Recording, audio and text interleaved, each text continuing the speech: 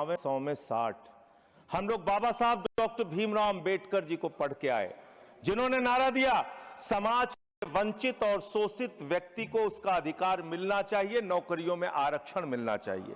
पिछले दिनों जब हम बात कर रहे थे कि हाई कोर्ट और सुप्रीम कोर्ट में जजों की संख्या कितनी दलित की है, कितने आदिवासी समाज से है, कितने पिछड़े वर्ग के लोगों की है, तो सरकार की ओर से उत्तर आया, मान्यवर आपके सामने उत्तर आया।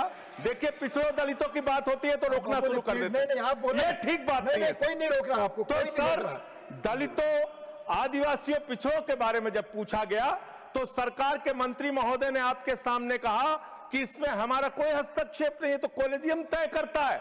लेकिन आज जब ये बिल मैं पढ़ रहा था, इस बिल के अंदर जिसमें आपने पूर्व जजेस को अधिकार दिया है, जिसमें आपने पूर्व टेक्निकल पर्संस को अधिकार दिया है, जिसमें आप तमाम 16-17 ट्रिब्यूनल्स बनाने के लिए जा रहे हैं, उसमें कितने आरक्षण आपने दलित वर्ग के लोगों को दिया, आदिवासी को दिया, पिछड़े को दिया, ये आपके माध्यम से मैं सरकार से पूछना चाहता हूं। मान्यवर एनसीएलटी जो सबसे बड़े विवादों में घिरा हुआ है, उसका अधिकार आप अपने पास रखना चाहते हैं। इस कमेटी को एनसीएलटी गठन करने का अधिकार नहीं है। क्यों अधिकार नहीं है? क्योंकि वीडियोकॉन का हजारों करोड़ रुपए, 97% पैसा जो उसके ऊपर कर्ज था वो माफ कर दिया गया और मात्र 3% पैसा वसूला गया। 5,53,000 करोड़ रुपए में से मात्र 3.5 लाख करोड़ रुपए माफ किया गया और बाकी पैसा वसूल किया गया। ये सारा खेल एनसीएलटी के माध्यम से हो रहा है, जिसमें हजारों लाखों करोड़ रुपए बड़े बड़े पूंजीपतियों का आप माफ करते हैं और उसके गठन का अधिकार आप अपने हाथ में रखना चाहते हैं। मान्यवर, मैं आपके माध्यम से ये बताना चाहता हूं सरकार को, मैं सूची पढ़ रहा था मान्यवर, सुप्रीम कोर्ट के अब तक के जितने जजेज हुए उनमें से 10.5 करोड़ की आबादी वाले आदिवासी समाज के मात्र एक जज सुप्रीम कोर्ट में हुए। मान्यवर, एक जज हुए।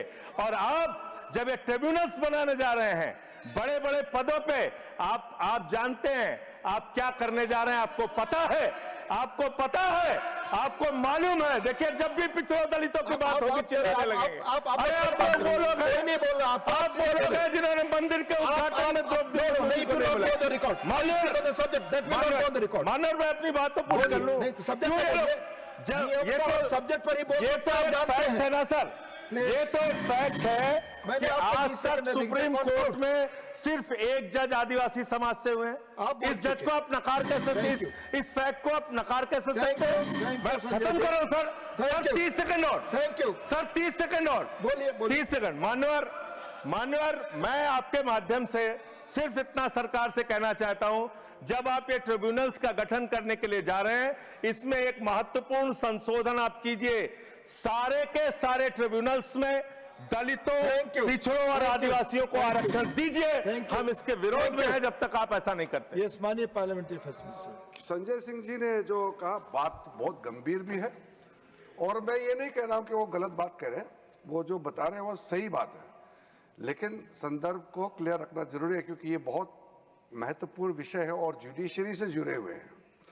ये बात सही है कि आज़ादी से लेकर के अभी तक एक ही शेड्यूल ट्राइबल जज पहुंचे सुप्रीम कोर्ट, वो भी रिटायर हो गए कई साल पहले, एक ही हुए, वो भी सही बात है।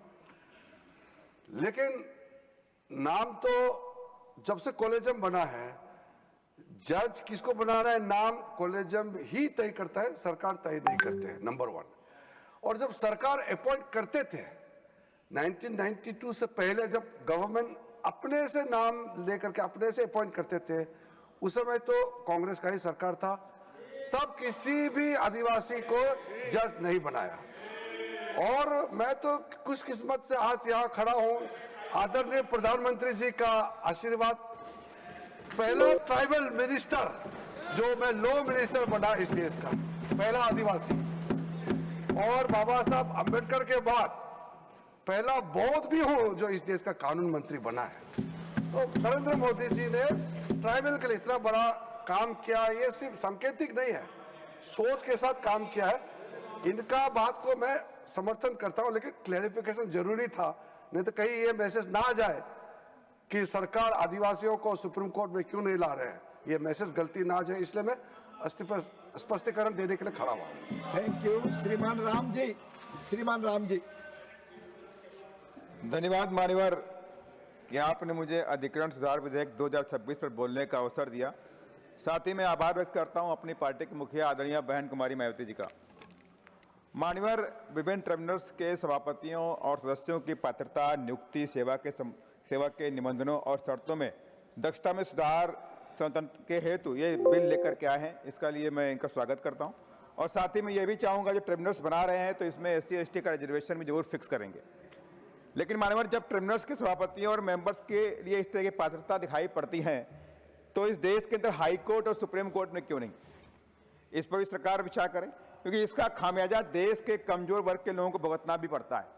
मान्यवर, कानून मंत्री जी दलित समाज से आते हैं और मैं इनके सामने बहुत बड़ी दलित समाज की एक व्यथा रखने जा रहा हूं और मुझे उम्मीद है आप मेरा साथ भी देंगे। मान्यवर, देश के अंदर तमाम ऐसे जजमेंट आए हैं दलितों के खिलाफ, जहां नरसंहार हुए, उनकी हत्याएं हुई, वहां पे विरोधाभासी फैसले देखने को मिले। इसमें अभी हाल ही में 2015 का है डांगावास दलित नरसंहार नागौर का, जिसमें से 6 दलित मेघवाल समाज के लोगों को ट्रैक्टर से कुचल करके उनकी हत्या कर दी गई।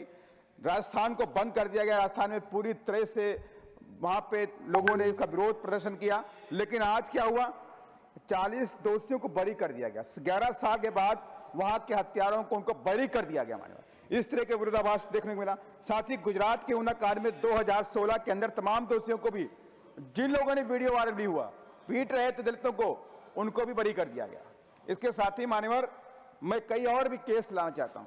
सदन को बताना जरूरी है कि मान्यवर, इस तरह के जजमेंट अगर दलितों के कमजोर वर्ग के सामने आएंगे तो उनका इस सिस्टम से भरोसा टूटेगा, उनको न्याय नहीं भरोसा होगा कि मुझे न्याय मिलने वाला है। लेकिन ये हमारी जिम्मेदारी और आपकी सबकी जिम्मेदारी है कि गरीबों को न्याय मिलना चाहिए। मान्यवर, आपके माध्यम से सरकार से कहना चाहूंगा, कर्नाटक के कमलापल्ली दलित नरसंहार हुआ, जिसमें से 11 मार्च 2000 को जातीय संघर्ष में 7 दलितों को घर में जिंदा जला दिया गया, उनकी हत्या कर दी गई। उसके बाद वहां की लोकल अदालत ने 2006 में 32 के 32 जो दोषी थे उन्हें बरी कर दिया, उन्हें पूरी तरह से बरी कर दिया। फिर उनकी हत्या किसने की, उनको जलाया किसने घर के अंदर, कोई इन्वेस्टिगेशन नहीं हुआ। मानव, इसके बाद में आपको कुछ और घटनाओं के बारे में रिपोर्ट करूंगा। बिहार में कई सारे नरसंहार हुए। बथानी टोला नरसंहार 1996 भोजपुर में हुआ, 21 दलितों की हत्या कर दी गई। 2012 में 23 से 23 दोषियों को बरी कर दिया गया। जहानाबाद में ही साथ ही लक्ष्मणपुर बात से नरसंहार हुआ, नगरी बाजार में नरसंहार हुआ, वहां के हत्यारों को, दोषियों को बरी कर दिया गया। इसलिए मैं बड़ी उम्मीद के साथ में, मैं अपने दलित समाज से कानून मंत्री आते हैं, इससे पहले हमारे आदिवासी समाज से मंत्री भी थे, देश को बड़ी उम्मीदें भी रहती हैं, ये खास तौर से कमजोर वर्गों की, कि आपको उनको न्याय दिलाना पड़ेगा। और मैं माननीय मंत्री से कहूंगा कि डांगावास वाले घटना का क्रम में इंटरफेयर करिए और फिर से वहां जांच बैठाइए और दोषियों को कड़ी से कड़ी सजा देने का काम करिए। धन्यवाद। जय भीम, जय भारत। थैंक यू माननीय श्री राम जी। माननीय श्री महेश के